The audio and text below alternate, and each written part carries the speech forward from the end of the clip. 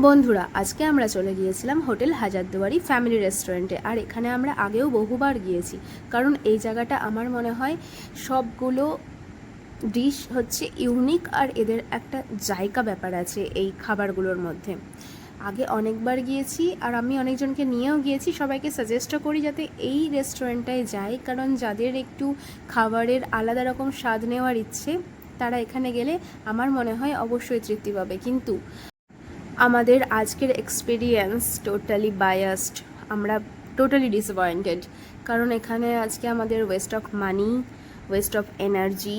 আর এতদিন পর রাহুলের ইচ্ছে হয়েছে যে একটু টেস্টি কিছু খাবো, একটু স্পাইসি কিছু খাবো। এতদিনের অসুস্থতার পর ও একটু সুস্থ হয়েছে, তাই জন্য আমরা অনেকটা আশা নিয়ে চলে গিয়েছিলাম ওখানে। আর ওখানে গিয়ে মনই খারাপ হয়ে গেল।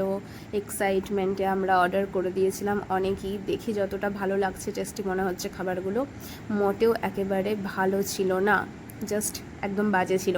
আর আমি ওদেরকে বলেও এসেছি যে আপনারা এত বিল করছেন, মানুষকে খাবারটা ভালো খাইয়ে তারপরে তো করুন। জিএসটি সিজিএসটি সবই তো চলছে, কিন্তু খাবারটা তো মানুষ তৃপ্তি করে খাক। বেশি দিতে আপত্তি নেই, কিন্তু খাবারটা যেন ভালো পরিমাণের হয়।